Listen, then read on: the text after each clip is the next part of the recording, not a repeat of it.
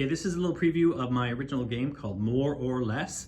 It's a very simple game, has very few rules, but still very challenging. In this game, you just set up the 4 center cards, and then you shuffle the deck, you deal it here, and you start by turning over the first card. Now, all you have to do is tell me if the next card is more or less. The cards in here are in the 4 colors, numbered 1 to 6. The color doesn't matter at this moment. You just want to tell me if the next card is more or less. So I'm going to say the next card is more. Oh, good. Okay, so I was right. That means I take the first card and I have to put it against these starting cards. Because I was right, I only have to match 1 criteria, and the 2 criteria are either I have to match the color or I have to match the number +1 or -1 as well. So this one I can match right here because it makes the match of blue, and also all these 4 starting cards count as any number. So this counts as, I could use as the 2, the 3, or the 4. For example, if this card were here, I could match this on here because not only does it match the blue, but it's also +1 or -1 to the 3. So, but in this case, I'm going to put the 3 right there and start with that. So the next player then has to choose, is the next card more or less? Well, that's for argument, let's say it's going to be more.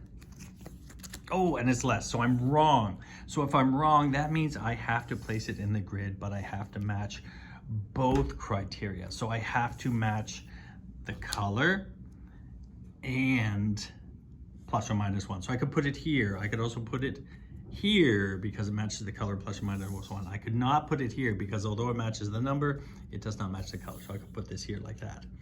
Then the next player decides whether this is more or less. Well, I'm gonna say more.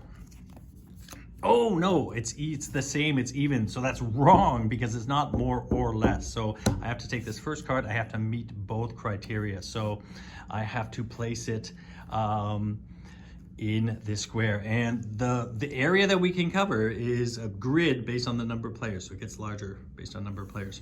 But this one, I can place it green here, so I can match the green and I can match any number. So that's, even though I was wrong, I can still place it in the grid. And then this one would slide over here. Next player decides, is it more or less? So I'm gonna say more. Boom, there we go. So that one is more. So this one's correct, so I only have to match 1 point. So I just put this down here. Now, like I say, you're gonna start adding cards, but you can't go beyond the range of the grid for the number of players. Now, if there is no place to place your card, because as it fills up, it's gonna get harder to place cards, you have an option here. If you can't place it, you can either take the card in front of you, right? Or you can swap it out with a legal placement in the grid and take that card. And the reason you might want to do that is because at the beginning of the round, we're going to, this is a card, but we'll flip a coin and we decide more or less. Because at the end of the round, whoever has the fewest cards in front of them is going to score the most points based on this.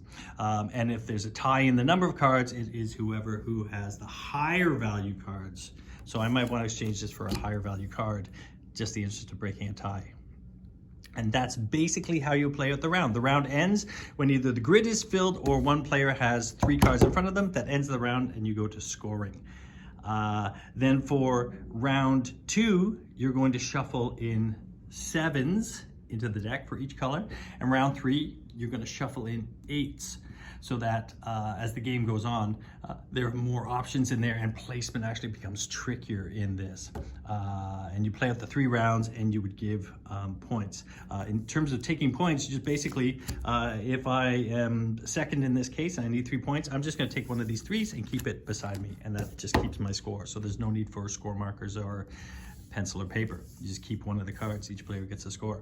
The other thing that's interesting is that, like I said, the play area is decided by the number of players. There's also a variant where you can use challenging shapes to make it harder. Placement is much more tricky when you use some of these, so that's a more of advanced version. But that is the game in a nutshell.